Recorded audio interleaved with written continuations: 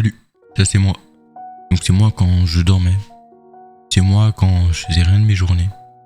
C'est moi quand je me couchais tard. Après minuit, vers 2h, 3h du matin et que je me levais tout aussi tard. Vers midi, 14h. Donc c'est mes journées pas très passionnantes avant de commencer YouTube. Je regardais ma tablette pendant des heures et des heures. Donc si je me levais à midi, je regardais ma télé jusqu'à 14h, donc 2 heures, sans manger, sans rien faire, sans aucune âme, sans aucune passion. Rien ne pouvait me faire sortir de mon lit. J'étais quelqu'un de renfermé, de triste. On peut pas dire que j'y vais une belle vie. Pas parce que j'avais pas l'entourage qu'il fallait, parce que j'étais pas à mon meilleur niveau mental. J'étais quelqu'un de renfermé, de triste, comme je l'ai dit, et je pensais à rien d'autre que de dormir, regarder des vidéos, dormir, manger, dormir, regarder des vidéos, jouer et dormir. Donc je faisais pas grand chose, donc j'avais vraiment pas une vie passionnante.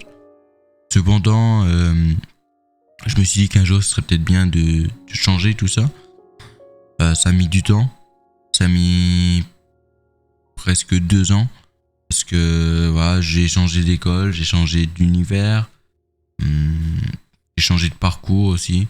Donc je m'étais fait des potes dans un lycée que j'ai quitté après.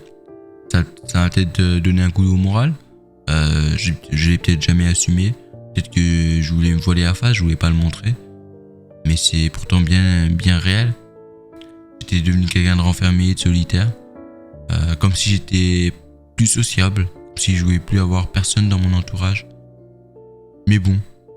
Est-ce que ça n'a pas été un mal pour un bien? Est-ce qu'il fallait peut-être pas passer par ce parcours-là pour se rendre compte de tout le potentiel que l'humain peut apporter et de tout ce qu'on peut faire au-delà de tout ça? Donc je me suis dit pourquoi pas? Pourquoi pas tenter, essayer, tomber, se relever, avancer, retomber, se relever et arriver au sommet. Pour une fois, réussir à dépasser ses craintes, à surmonter ses peurs et à se dire je vais retenter de ressortir. Je vais retenter d'aller voir des potes, d'aller s'amuser, rigoler. Ça faisait longtemps que j'avais plus connu ça. Ne plus rester enfermé tout seul pendant des heures, des journées dans sa chambre, sans forcément rien faire. J'étais pas un gros geek. Pour tous ceux qui veulent le savoir, j'étais pas un gars qui jouait.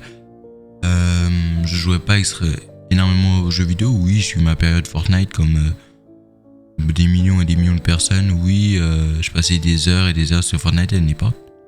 Et à cette époque-là que je vous parle, donc c'était mon époque de collège, mais après le collège, du coup, l'époque lycée. Non, je jouais plus énormément. Parce que j'ai découvert l'internat, j'ai découvert un autre monde. La découverte du nouveau monde, si je puis me permettre de reprendre cette phrase d'un célèbre navigateur. J'ai pu découvrir aussi ce que c'était ne plus être chez soi, ne plus être avec ses parents, être loin de sa famille, être loin de ses amis. J'ai découvert l'univers ailleurs.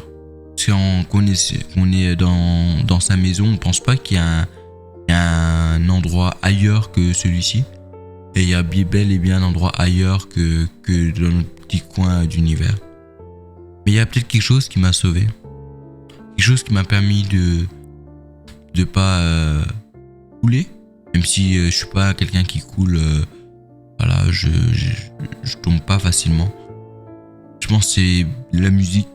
Ça, c'est quelque chose d'extraordinaire. Ça a peut-être aidé des milliers et des milliers de personnes, la musique. Et ça m'a aidé aussi parmi tout ça. La musique m'a permis de découvrir un monde que je ne connaissais pas. Quand je dis un monde que je ne connaissais pas, c'est le monde de la solitude. Et ça m'a permis encore de plus me plonger tout seul, de moins parler, parce que j'avais moi et mes écouteurs. J'avais ma musique dans mes oreilles, je pouvais passer des journées entières, que ce soit au lycée, que ce soit ailleurs, simplement avec la musique dans les oreilles. Dans mon monde, dans ma bulle, dans mon petit univers, dans ma sphère personnelle. Et je me suis dit que la vie était peut-être faite comme ça. Et que finalement j'allais peut-être toujours être un gars qui serait à la merci des autres. Et qui devrait un jour avoir quelqu'un au-dessus de moi pour me diriger. Peut-être que je serais incapable de prendre des décisions.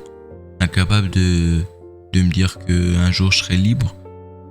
Qu'un jour j'aurai la liberté de faire ce que j'ai envie. De faire YouTube, de découvrir aussi un autre monde. Le monde de l'influence, le monde de l'internet, même si j'aime pas l'utiliser comme ça. De réaliser mon rêve, je pense que c'est l'objectif de tout le monde, de réaliser son rêve. Mais peut-être que j'aurais peut-être jamais pu le réaliser sans vous et sans avoir passé cette étape. Donc tout ça pour vous dire que ça m'a permis de changer, d'évoluer. Et si vous vous retrouvez dans mes paroles, si vous vous retrouvez dans ce que je dis, la solitude, comme je l'ai dit précédemment, ne vous dites pas que c'est la fin, que parce que vous avez vécu ça, vous ne pourrez jamais remonter, que vous ne pourrez plus jamais vivre autre chose. Sachez que la solitude, c'est évidemment pas forcément joyeux. Moi, je l'ai vécu comme quelque chose d'extrêmement joyeux. Je me sentais bien, loin de tout, loin de toute personne, loin du monde extérieur. Je me rappelle, à cette époque-là, je regardais Alice in Borderland, donc c'était un film, une série plutôt, où toute l'humanité avait disparu et les personnages jouaient à des jeux pour retrouver un semblant d'humanité. Ils ne savaient plus où était passé le reste du monde. Et moi, je me suis dit, est-ce que ma vie, c'est pas une série Netflix? Est-ce qu'un jour, je devrais pas en faire un film de ma vie, parce que j'ai peut-être plein de rebondissements, j'ai pas une vie normale. Est-ce qu'on peut appeler ça une vie normale? Qu'est-ce que c'est d'ailleurs une vie normale par rapport à une vie pas normale? Mais j'ai une vie différente, ça c'est indéniable. Donc est-ce que je devrais peut-être pas un jour faire un film de ma vie? Je ne sais pas. Est-ce que là je suis pas tout simplement en train d'en faire un et je m'en rends pas compte? Et que dans quelques années je vais me dire, ce que j'ai fait là c'était peut-être un court-métrage de ce que je pensais il y a quelques années auparavant.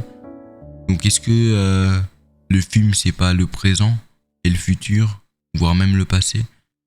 Je pense que le film ça doit être quelque chose qui se vit dans le temps. On peut jamais fixer un temps indéfini. Quand on fait une biographie de quelqu'un, faut que sa vie soit finie. Mais est-ce que c'est possible de faire un film sur une vie qui est toujours en activité? Je pense pas. C'est mon point de vue, mais je pense que faudra que j'attende que ma carrière, si on peut appeler ça une carrière, soit finie. Que je fasse un film sur ma carrière, mais pas sur ma vie. Donc moi je pense que faire un film sur sa propre vie, ce n'est pas possible. C'est quelqu'un d'autre qui doit reprendre ta vie pour faire un film sur ta vie, vu que toi tu n'es plus là. Je pense que c'est ce qui est la meilleure chose à faire. Cependant, j'ai évité de m'égarer, mais je pense qu'au-delà de ça, il faut que plus tard, je fasse un film sur pourquoi et comment j'ai voulu me lancer sur YouTube. Donc comme vous l'avez remarqué, il y a eu un avant et un après.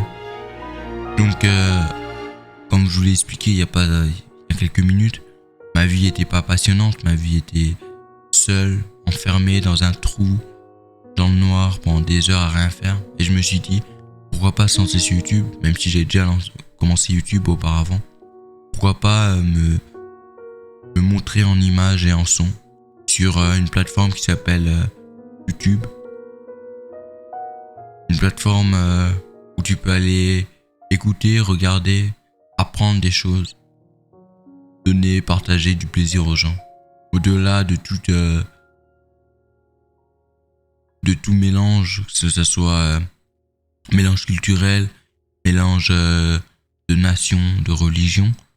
Quand on partage une vidéo, qu'on partage des informations sur YouTube, on se soucie pas si la personne est blanche, est métisse, est noire, ou si la personne est musulmane ou chrétienne ou juive. C'est le mélange de toute culture, de de tout l'univers pour partager une et même passion.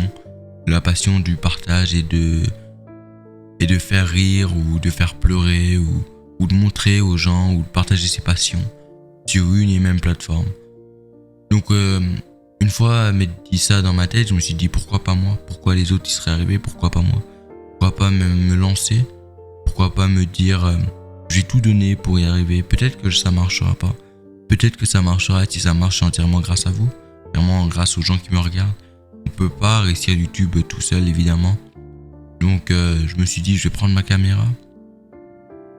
J'ai m'installé sur mon bureau à l'époque, mon petit bureau, et je vais lancer ma première vidéo. Ma première vidéo qui était sûrement la vidéo une vidéo pas forcément intéressante. Une vidéo de jeu mobile. C'était je sais plus comment il s'appelait. Mais un jeu où il y a un bonhomme dans un chaudron avec un marteau et tu dois monter le plus haut possible. J'ai retrouvé le nom du jeu, c'était Getting Over It. Donc une vidéo pas forcément passionnante qui parle pas à tout le monde. Parce que très peu de gens l'ont vue, elle a dû faire 30 vues. Voilà, et après de fil en aiguille j'ai continué les vidéos. Et à cette époque-là, je pensais même pas passer 100 abonnés. Je pensais même pas passer oui voilà les 300. Peut-être un jour je passerai les 500, peut-être les 1000, peut-être les 10 000. Après 50 000, les 100 000. Après le demi-million et peut-être le million un jour, je verrai. On a le temps de profiter, le temps de découvrir autre chose. Mais cependant, au-delà de YouTube, au-delà de tout ça, il y a quelque chose qui est très important, c'est l'envie, le désir de toujours vouloir faire plus.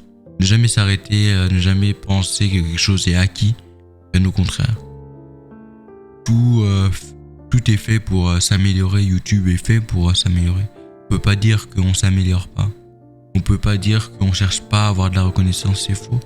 Quelqu'un qui se lance dans le monde de l'audiovisuel cherche à avoir de la reconnaissance, cherche à se montrer, même s'il est là pour partager une passion, il cherche à se mettre en avant, ce qui est une très bonne chose d'ailleurs. De jamais, pourquoi ne pas se mettre à la lumière? Je pense que c'est ce que tout le monde veut inconsciemment, mais pas tout le monde l'accepte ou pas tout le monde l'assume personnellement. Mais je pense que le monde de l'audiovisuel est quand même un monde particulier, que ce soit le monde de la télé ou le monde de l'internet ou des réseaux sociaux. On veut tous avoir notre place, tous vouloir être connus, tous vouloir partager des choses, tous vouloir montrer et faire des choses. Donc je pense que c'est très intéressant de faire tout ça pourquoi au final? Pour partager, pour montrer notre passion, pour vivre des aventures que très peu de gens pourront vivre dans leur vie. Parce qu'au-delà de un métier, si je puis dire, un métier basique du quotidien, le monde audiovisuel c'est quand même un métier d'image où les gens te commentent à longueur de journée. Les gens vont être là à mettre un message, à dire, à t'évaluer, alors qu'un humain n'est pas fait pour être évalué de base. On est propre à chacun. Mais les gens vont être là pour mettre un commentaire négatif ou positif. On est jugé par des likes et des dislikes. On est jugé par l'humeur des gens. Si une vidéo n'a pas plu, on va dire ce qu'on a fait c'est de la merde, alors que ça peut être très bien ce qu'on a fait, mais ça n'a pas parlé aux gens qui nous ont regardés. Donc on va se dire, on va plus jamais refaire cette vidéo, alors que ça se trouve que 2 mois plus tard, cette vidéo aurait plu à la majorité des personnes qui auraient regardé cette vidéo. On est là à se préoccuper toujours de l'avenir des autres, à se dire est-ce que ce qu'on va faire ça va nous plaire, à regarder les chiffres. Alors que l'humain est pas une machine, est pas là pour les chiffres, est là pour vivre une vie plus ou moins passionnante, ça dépend où on se situe, où on est et ce qu'on fait. Mais l'humain n'est pas là pour se concentrer sur les chiffres, bien au contraire.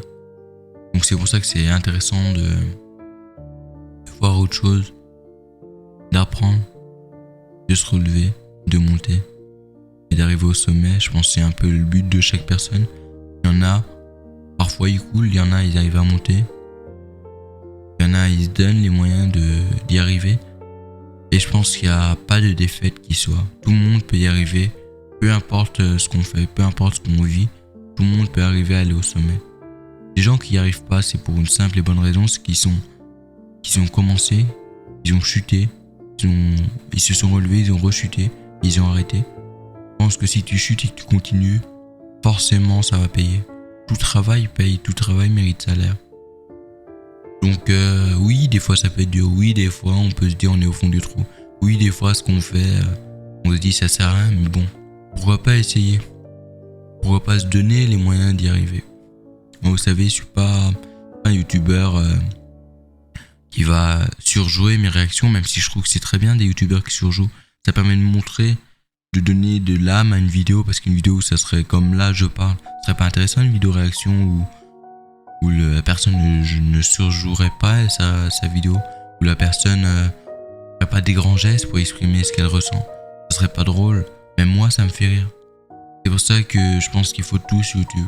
Moi je suis peut-être pas le youtubeur parfait, je suis peut-être pas le youtubeur que tout le monde imagine. Peut-être que j'arriverai peut-être jamais à avoir les 100 000 abonnés. Peut-être que j'arriverai peut-être jamais à percer, comme on dit. Ce mot percer d'ailleurs. Qu'est-ce que c'est percer? Percer, c'est quelqu'un qui a quoi? Qui a 1 million, 2 millions, 6 millions d'abonnés? C'est quoi percer? Si notre objectif c'est d'avoir 100 000 abonnés, est-ce qu'on n'a pas percé à 50 000? Est-ce qu'on n'a pas percé à 90 000 abonnés? Ça dépend de l'objectif qu'on se donne. Il y en a, ils font YouTube, ils veulent peut-être avoir que 100 000 abonnés. Peut-être qu'ils ne rêvent jamais d'avoir 1 million. Peut-être parce qu'ils ne veulent pas avoir 1 million. Est-ce que c'est peut-être utile d'avoir 1 million? Non, peut-être c'est pas forcément utile d'avoir 1 million. Est-ce que c'est utile de se faire reconnaître partout dans la rue, de plus avoir de vie, de plus... Après, moi, c'est ce que je cherche, moi. Moi, ça me gêne pas du tout de me faire reconnaître. Même si un jour, je me fais reconnaître et que j'en ai marre. C'est moi qui l'aurai voulu, donc j'aurai aucun problème.